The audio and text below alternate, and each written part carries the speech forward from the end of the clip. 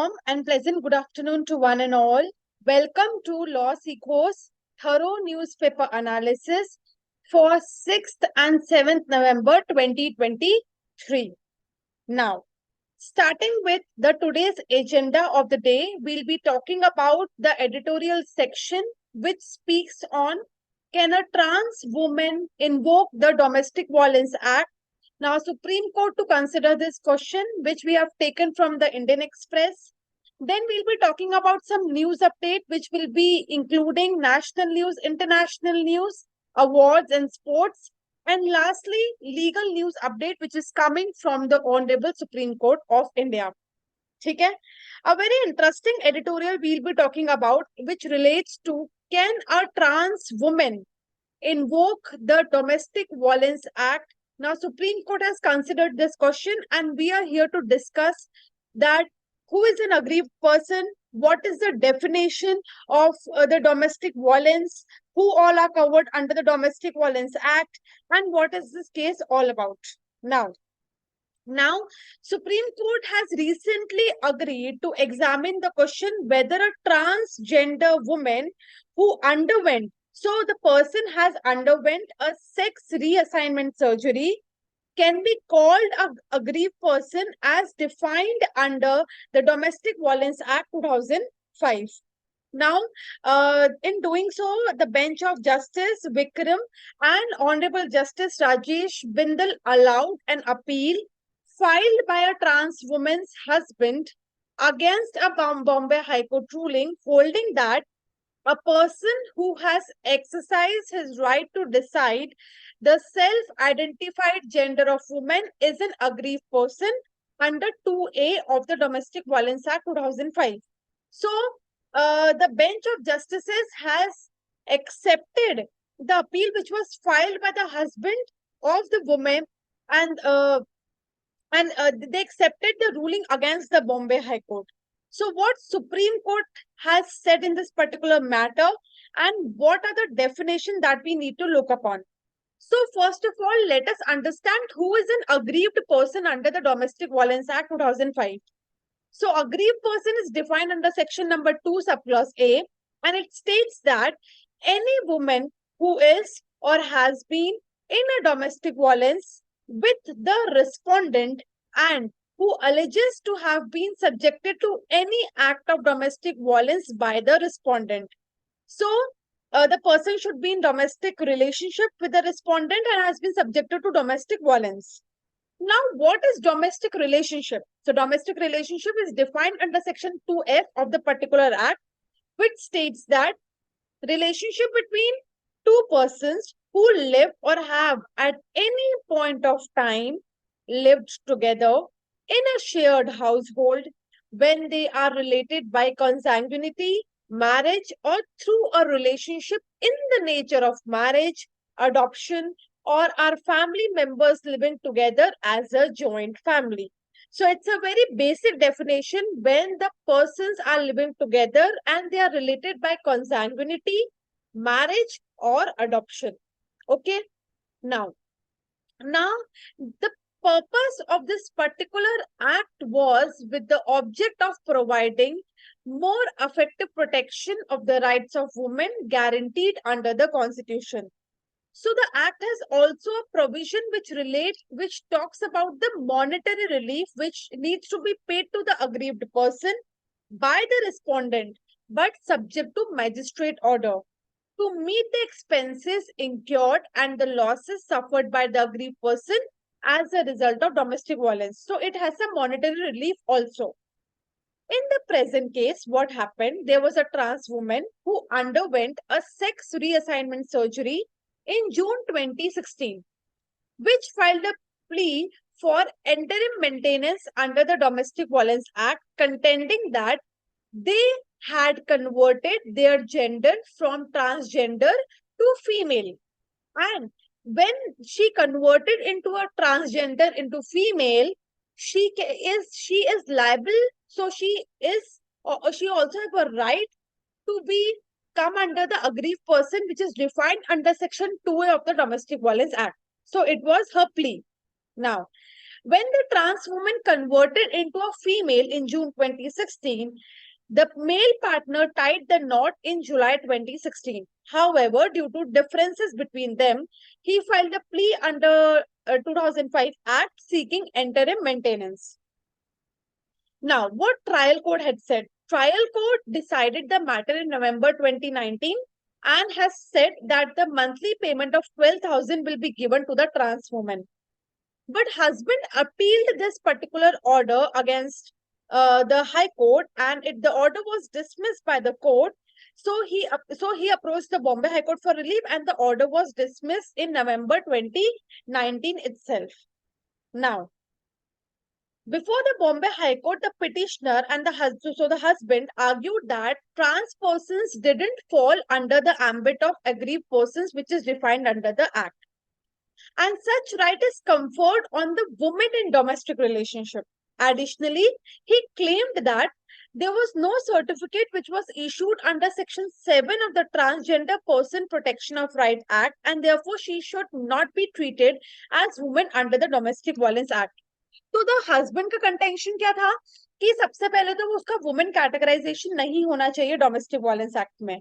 उसका second contention ये था that as per transgender persons act उसमें एक सर्टिफिकेट चाहिए होता है एज पर सेक्शन 7, तो वो सर्टिफिकेट भी उसके पास नहीं है. अब what this certificate states about. So, क्या होता है? There is a process when a transgender person converts into a gender. So, there is a process which needs to be followed. So, a transgender person shall have a right to be recognized as such in accordance with the provision of the Act. Section 5 of the particular Act allows transgender to file an application to the district magistrate for issuing a certificate of identity as transgender person. So, there was a district magistrate के basis के order पर section 5 के under transgender person को एक certificate मिलता है. Once a certificate of identity has been issued, they can also seek to change their gender as per section 7. Now, what does section 7 says? When the transgender person undergoes surgery to change their gender, they can make an application again to the district magistrate along with a certificate issued by the medical superintendent or chief medical officer that the person has underwent the surgery and she or he needs a revised certificate.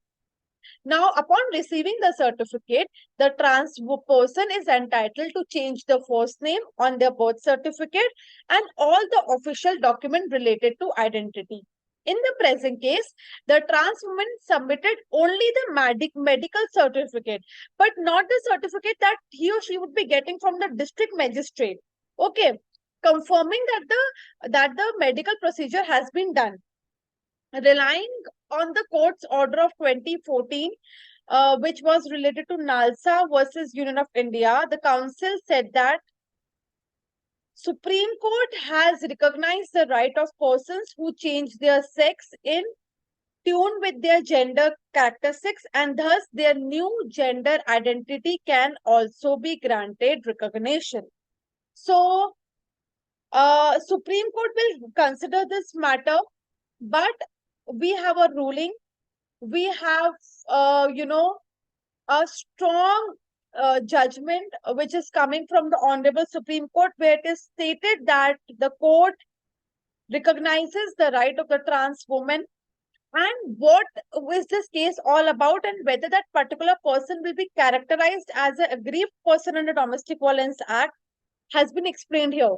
Now, we'll keep you updated and keep posted what the judgment comes up on this particular matter. So I hope the editorial portion is absolutely clear. If any doubts, please post your comments. We'll reply you back as soon as possible. Chale? Now, can a trans woman invoke the Domestic Violence Act? What has a Bombay High Court ruling on this particular matter states? Okay. On March 16, a single judge bench of Justice Amit Borkar said that although the term domestic relationship was defined in the general neutral terms in Domestic Violence Act, the word woman, which was defined under 2A of the Domestic Violence Act, was used to define an aggrieved person. However, the court took a broader approach while interpreting the term woman and said the question as to whether a woman who has undergone a gender change operation can be termed as woman is no longer res intriga in view of authoritative pronouncement of the apex court in National Legal Services Authorities Act versus Union of India.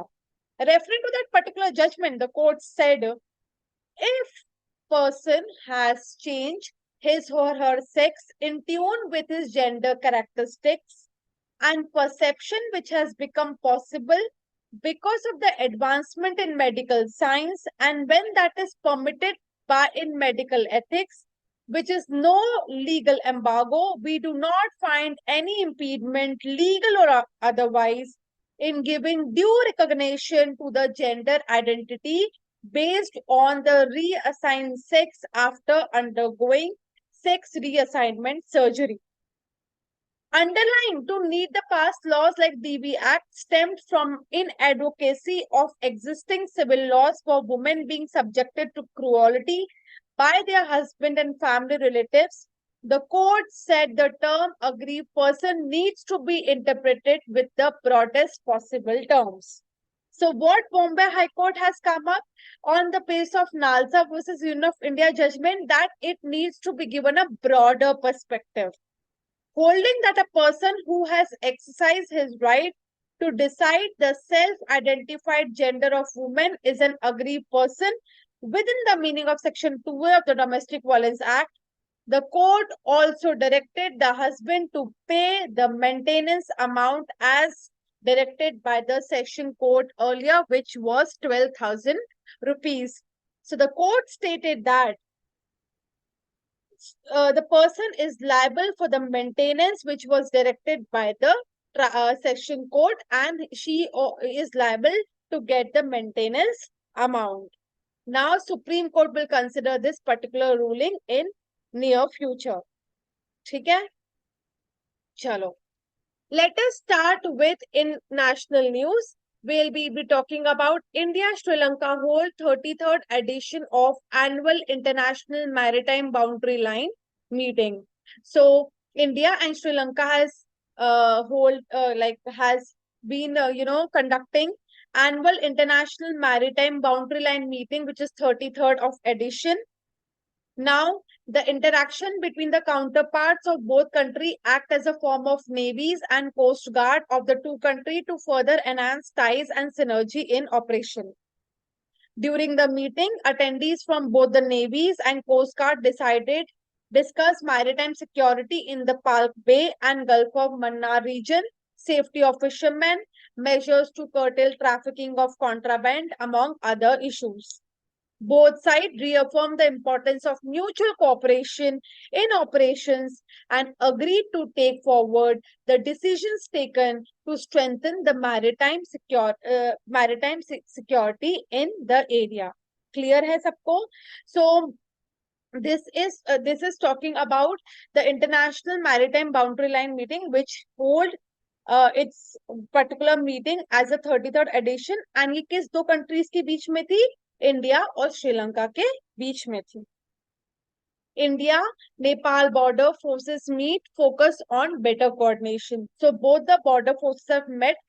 It was a 3-day bilateral meeting which held in New Delhi, and the discussion aimed at tackling trans-frontier crimes and ensuring the prompt sharing of intelligence inputs.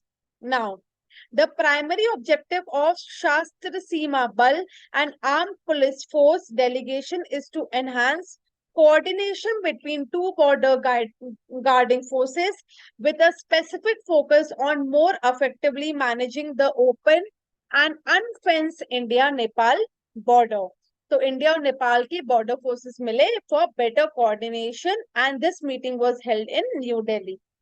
चले next national news की तरफ चलते हैं, which is related to sports.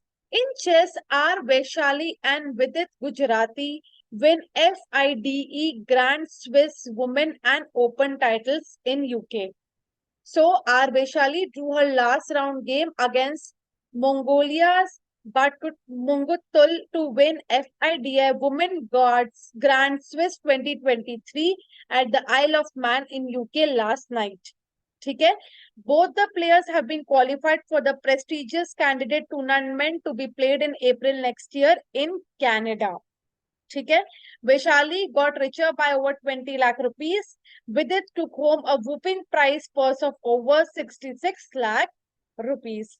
So are Vaishali and Vidit Gujrathi. ठीक है? 15th India-Singapore Defense Policy Dialogue holds in New Delhi. So this was being co-chaired by the Defense Secretary Giridhar Armane and Permanent Secretary Singapore Chang Hang Ki. ठीक है? During the meeting, both sides reviewed the existing defense cooperation between the two countries and agreed to enhance collaboration in service-to-service interactions and bilateral exercises.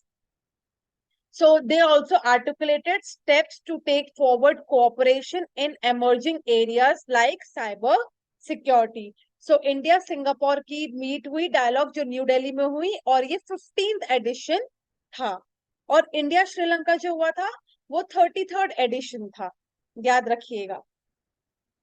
India to host 2024 World Telecommunication Standardization Assembly. So India will hold a world prestigious telecommunications standardization assembly, marking a significant step towards the advancement of 5G and 6G network. अब ये particular assembly का significance क्या है? It is a quadrennial event and serve as a governing conference of the ITO standardization sector.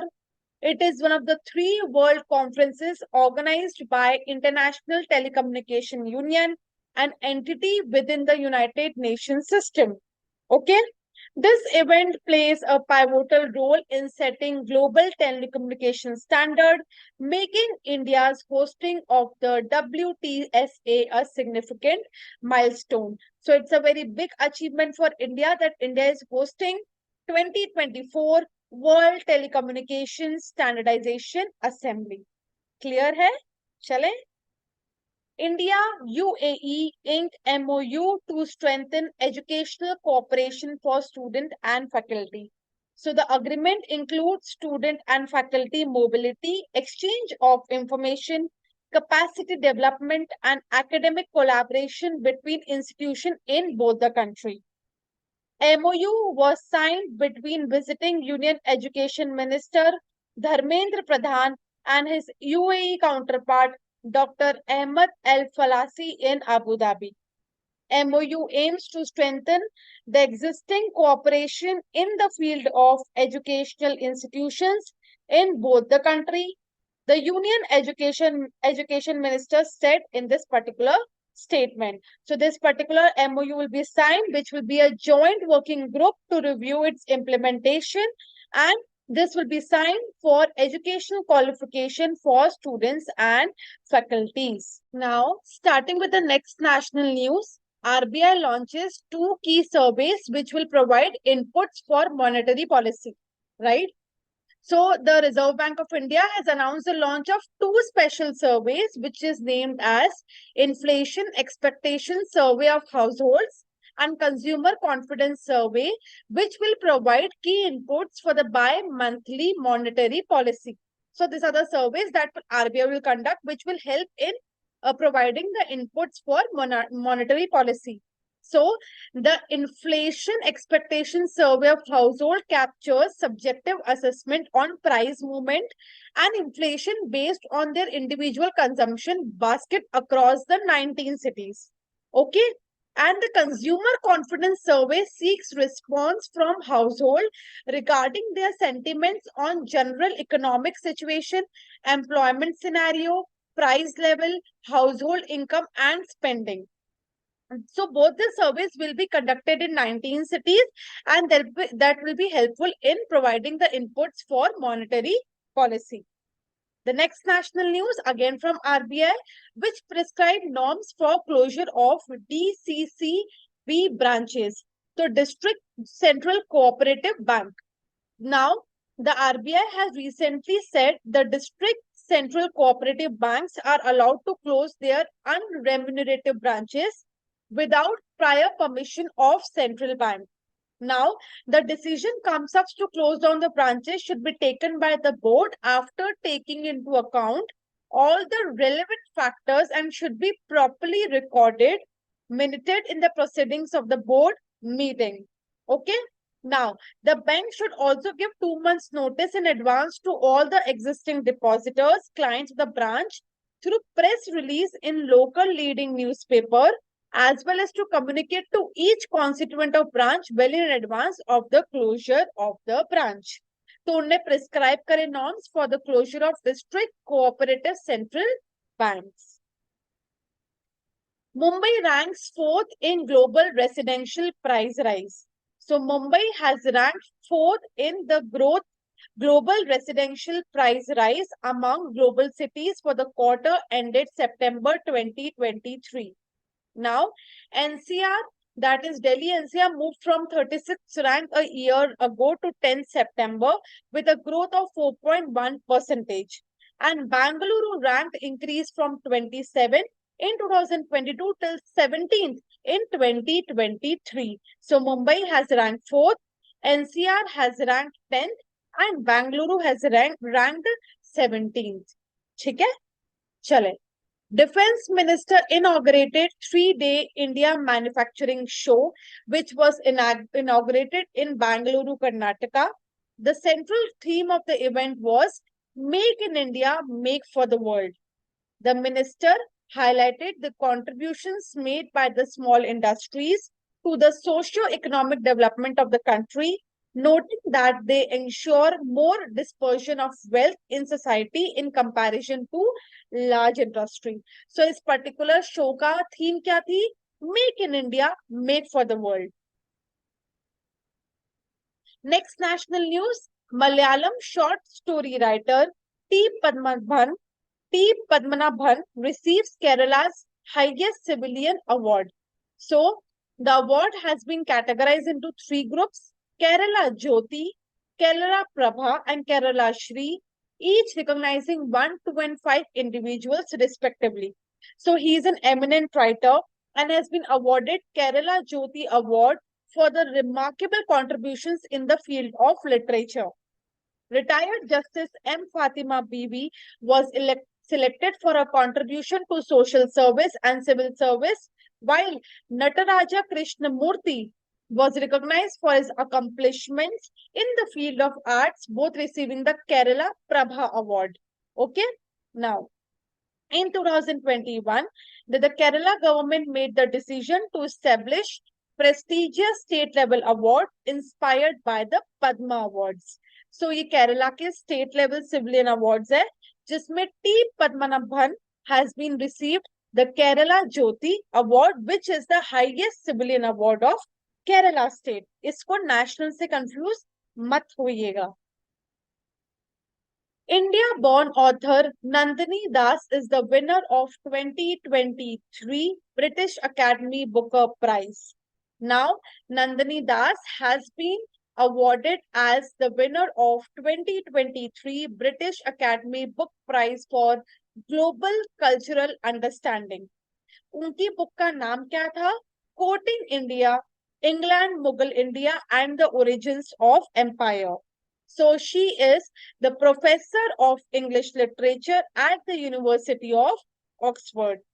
The author has sought to present a new perspective on the origins of empire through the story of the arrival of first English ambassador in India, Sir Thomas Roe, in the early 17th century. So she has been awarded with 2023 British Academy Book Prize for Global Cultural Understanding. ठीक है? चलिए. Thailand announces visa-free entry for Indian citizens in bid to boost tourism.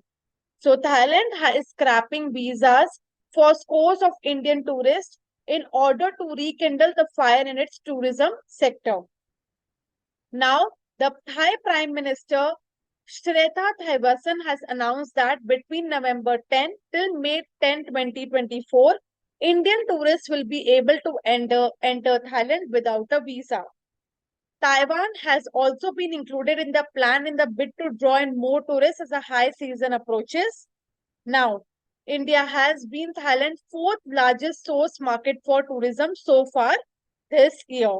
So, Thailand has announced visa-free entry for Indian citizens from November 10th till May 10, 2024. Important days की तरफ चलते हैं. International Day for Biosphere Reserve 2023, which is celebrated on 3rd November. This is a day which is established by UNESCO during its 41st General Conference in 2022. Up, biosphere reserves are protected areas meant for conservation of plant and animals. Not just flora and fauna, but human beings also depend on these protected areas for their livelihood activities. There are three main zones for biosphere reserve: core areas, buffer zone, and transitional areas. Now, let us talk about some exam takeaways. There are 738 biospheres in 134 countries, including 22 transboundary sites, according to UNESCO. In India, at present, there are 80 notified biosphere reserves. Okay, याद रखिएगा. The Blue Mountains of Nilgiri, stretching over Tamil Nadu, Karnataka, Kerala, are the first biosphere in India.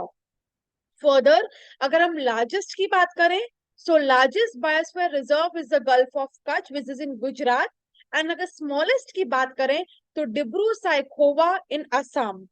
Other reserves are Gulf of Mannar in Tamil Nadu, Sundarbans in West Bengal, and Cold Desert in Himachal Pradesh.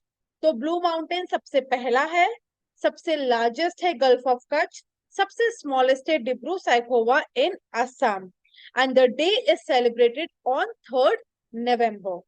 Clear है? चलें international news की तरफ बढ़ते हैं. NASA launches mission to 20,000-year-old supernova remnant to understand life cycle of star. So NASA has launched a new sounding rocket to study a stellar event in Cygnus Loop, which is in supernova remnant that took place 20,000 years ago. Now, the sounding rocket mission, named the Integral Field Ultraviolet Spectroscope Experiment, that is INFUSE, was launched from White Sands Missile Range in New Mexico. After the supernova, some matters of the explosion remain suspended in the universe, which is known as astronomers as Cygnus Loop. Now, what this INFUSE mission will do is expected to collect information about the remnant for the few minutes from the height of 150 miles. Specifically, the instrument will gather light streaming from the Cygnus Loop in far ultraviolet wavelength. ठीक है? So this particular mission has been launched by the sounding rocket mission named INFUSE. और INFUSE का full form है Integrated Field Ultraviolet Spectroscope Experiment. चलें. Max Verstappen wins Brazilian Grand Prix. Sergio Perez distances from Lewis Hamilton in the fight for runner-up. So he's a 3-time champion, has won the Brazilian Grand Prix. Formula 1 will race in Sao Paulo at least until 2030. Organizers have announced on this particular Friday. अब हम legal update की तरफ चलते हैं, which is coming from the Honorable Supreme Court, which talks about a very important section in IPC of 149, and this is generally a section from where judicial services questions can come up. For conviction under section 149 IPC, no overt act needed. Membership of unlawful assembly is enough. ठीक है? So, Supreme Court has said that it is not necessary to demonstrate that a person committed an illegal overt act or was guilty of an illegal omission to be held a member of unlawful assembly. The punishment prescribed under section 149 in a sense vicarious and does not mandate that every member of unlawful assembly has personally committed the offense. ठीक है? Now, the court has placed the reliance on a constitution bench judgment, which is Masliti versus State of UP, and has observed that no overt act has been needed. Membership of unlawful assembly is enough.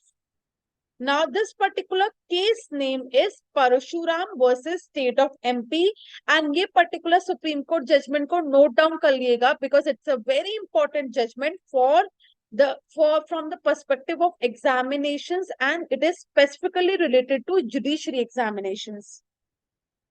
Murder trial, non-explanation of injuries on accused will create doubts on prosecution version, which is from Supreme Court, and it states that in a criminal appeal against conviction in murder case, Supreme Court recently observed that non-explanation of injuries on the accused shows prosecution may have concealed the real incident.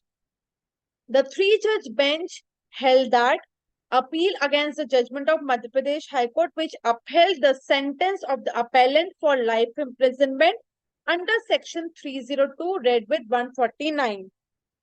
The court, drawing from the case of Lakshmi Singh versus State of Bihar, highlighted that in murder case, the non-explanation of injuries sustained by an accused can lead the court to draw a severe critical inferences. ठीक है, क्या क्या inferences हो सकते हैं? The prosecution may have concealed the true genesis. Witnesses denying the presence of injuries on the accused may be unreliable, and the defense version explaining the injuries on the accused may cast doubt on the prosecution case. और ये particular case का नाम भी Parashuram versus state of MP है. इसमें दो ruling आई है, इसलिए हमने इस चीज को डिवाइड करा है. In the first slide we talked about section 149 inference, and in this particular slide we talked about the non-explanation of injuries on accused will create doubts on prosecution version, ठीक है, which talks about a murder trial. Now, court can examine if arbitration clause is arbitrary and violates Article 14 while considering Section 11 subclause 6 application.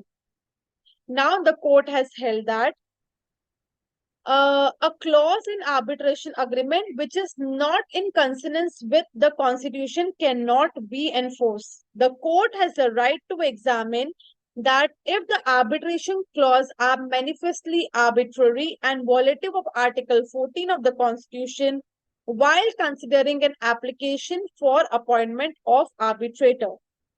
The court held that arbitration agreement has to be complied with the requirement of the following and cannot fall out of Section 7 of the Arbitration Act, any other provisions of Arbitration Act, and Constitution of India 1915. So if an arbitration clause is arbitrary or violates Article 14, the court has the right to examine that particular clause of the particular arbitration agreement. And ये particular case का नाम है Lombardy Engineering Limited versus State of Uttarakhand.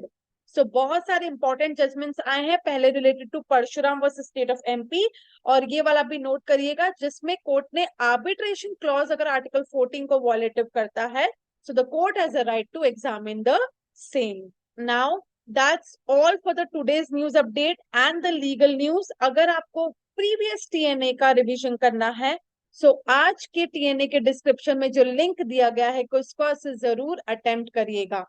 Thank you for watching and take care.